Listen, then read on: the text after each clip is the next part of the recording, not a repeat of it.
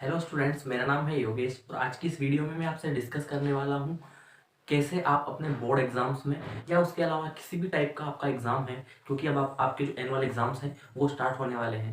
तो उसमें कैसे आप बेटर स्कोर कर सकते हैं उसी के रिगार्डिंग मैं आपसे बात करूँगा। लेकिन उससे पहले मैं आपको बताऊँ तो जब आपके हाफ ईयरली यानी अर्धवार्षिक एग्ज़ाम थे तो उसमें भी जो है मैंने आपको जो मॉडल पेपर है वो अवेलेबल करवाए थे, लेकिन वहाँ पर हम क्योंकि इतने कनेक्टेड नहीं थे, इतने सारे स्टूडेंट अभी जो है क्योंकि जुड़े नहीं हुए, तो उसके अकॉर्डिंग हम वहाँ पे कंप्लीट जो है नहीं करवा पाए थे। तो अब जो है क्योंकि आपके बोर्ड एग्जाम्स और भी जो नॉर्मल क्लासेस 9th और 11th क्लास है तो उनके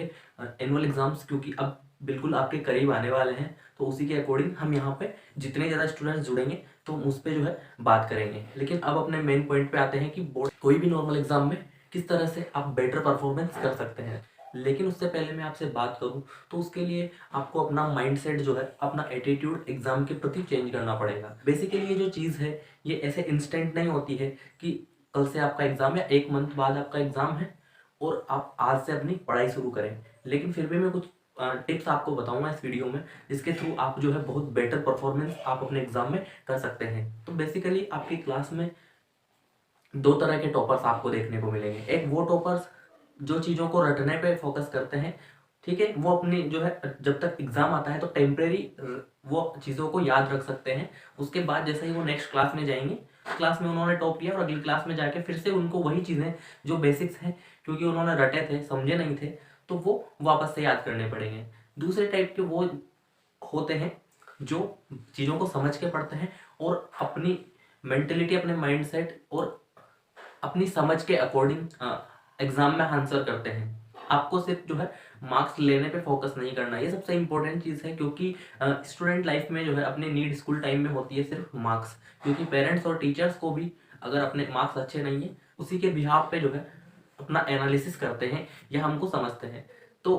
एग्जाम में अच्छा स्कोर करने के लिए नॉर्मली आपको पता है कि आपको जो है पूरे साल अपनी थोड़ी मेहनत लगानी पड़ेगी, लेकिन अभी क्योंकि आपके पास इतना टाइम बचा नहीं है तो उसी को लेके मैं आपसे बात करना चाहता हूँ। तो सबसे पहली जो नीड होती है किसी भी एग्जाम को प्रिपरेशन स्टार्ट करने से पहले आपको उसका एक प्लानिंग बनानी पड़ेगी। जिस प्रकार अगर मैं फॉर एग्जांपल, वैसे तो आपको हमारे चैनल के ऊपर आप जितना कमेंट करेंगे, साइंस का कोई भी टॉपिक अगर आपको इनकम्प्लीट है, आपको समझ नहीं आया तो आप कमेंट करिए, मैं उसको कंप्लीट करवा दूंगा, फिर वो चाहे 9th या 10th क्लास का हो या कोई सी भी क्लास का, बायोलॉजी 11th और 12th क्लास का हो तो उसे भी मैं कंप्लीट करवा दूंगा। लेकिन जो स्टूडेंट ये वीडियो देख रहा है उसके लिए सबसे इंपॉर्टेंट चीज़ ये है कि उसके पास एक प्लानिंग होनी चाहिए, और जितनी बेहतर आपकी प्लानिंग होगी, जितने बेहतर आप चीज़ों को सेपरेट कर सकते हैं, उतना बेहतर आपके एग्जाम मार्क्स आ सकते हैं। उसके अलावा फिर एक और वीडियो मैं बनाऊंगा जिसमें मैं आपको बताऊंगा कि किस टाइप से जो है मैं कुछ टॉपर्स की नोटबुक्स आपको दिखाऊंगा, जो बोर्ड एग्जाम्स जिन्होंने टॉप किया उनकी नोटबुक्स, और आपको बताऊंगा किस टाइप से आपको अपने आंसर्स लिखने चाहिए। लेकिन आज मैं आपको प्रिपरेशन की कुछ टिप्स देना चाहता हूँ। तो फॉर एग्जाम्पल मैं 10th क्लास की बात करता हूँ, तो टेंथ क्लास में आरबीएसई राजस्थान बोर्ड के अगर कोई स्टूडेंट की मैं बात करूँ तो उसके पास 6 सब्जेक्ट होते हैं। 6 सब्जेक्ट उसके पास होते हैं, आपको पता है, हिंदी, इंग्लिश, मैथ्स, साइंस,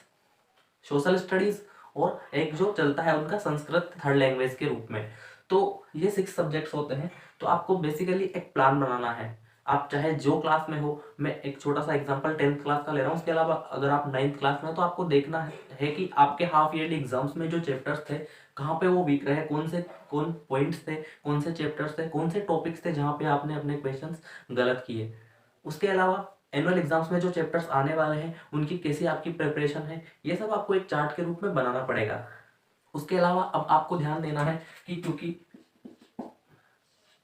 16 से 17 जनवरी आज हो चुकी है, यानी जनवरी के हाफ ऑफ जनवरी आपका कंप्लीट हो चुका है, तो आपके पास अभी जो है हाफ जनवरी बचा है, पूरा एक महीना फरवरी का बचा है और मार्च है। लेकिन मार्च की अगर बात करें तो सिर्फ मार्च में मैक्सिमम आपके पास 7 डेज है। तो मैं टोटल आपसे बात करूं तो 28 दिन और 15, यानी कुल मिला के देखे तो आपके पास 1.5 महीना आई थिंक है, ठीक है। तो इस 1.5 महीने मतलब 45 से 50 डेज के अंदर आपको अपनी प्लानिंग करनी है कि किस टाइप से जो है आपको प्रिपरेशन करनी चाहिए, कौन से जो टॉपिक्स हैं हर एक सब्जेक्ट में वो आपके वीक है। उसके अलावा सबसे पहले आपको देखना है कौन सा सब्जेक्ट जो है वो आपका सबसे वीक है या जिसके अंदर आप सबसे ज़्यादा स्ट्रगल कर रहे हैं अपने मार्क्स ऑक्यूपाई करने के लिए, उसके बारे में आपको बात करनी है। सपोज करें अगर साइंस की हम बात करें तो साइंस का तो मैं आपको बताऊं, साइंस में जो भी स्टूडेंट वीक है तो जो भी ये वीडियो देख रहा है तो चैनल को तुरंत अभी आप सब्सक्राइब कर लीजिए। कंप्लीट वीडियोस, कंप्लीट टॉपिक, पूरे मॉडल पेपर का एक एक मॉडल पेपर का प्रत्येक क्वेश्चन मैं यहाँ पे लेके आऊंगा आपके सामने और उनको हम बिल्कुल एग्जिट इज जिस टाइप से आपको बोर्ड एग्जाम में लिखना है वो भी मैं आपको बताऊंगा, वही सारी प्रिपरेशन मैं आपको करवाऊंगा। उसके अलावा अगर मैथ्स, इंग्लिश या किसी भी टाइप का आपका सब्जेक्ट वीक है तो उसमें आप अलग तरह से एक प्लानिंग के साथ आपको मेहनत करनी चाहिए, जिससे आपका जो है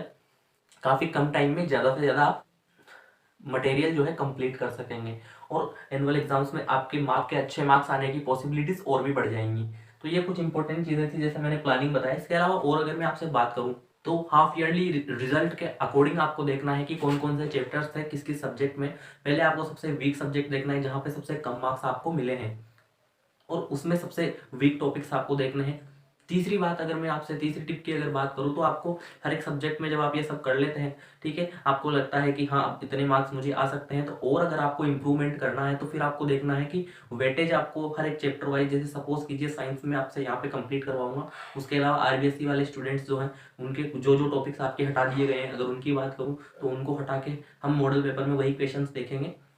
जो आपके बोर्ड एग्जाम में आने वाले हैं। मॉडल पेपर मैंने और अवेलेबल करवाया हुआ है एनुअल एग्जाम के लिए, तो वो भी आप डिस्क्रिप्शन में लिंक है वहाँ से देख सकते हैं। उसके अलावा हम पॉइंट टू पॉइंट बात करेंगे हर एक टॉपिक को, जो टॉपिक आप कमेंट करेंगे उसको हम कंप्लीट में आपको टॉपिक के अंदर ऊपर जो है डिटेल्ड कंप्लीट वीडियो में आपके लिए लेकर आऊँगा।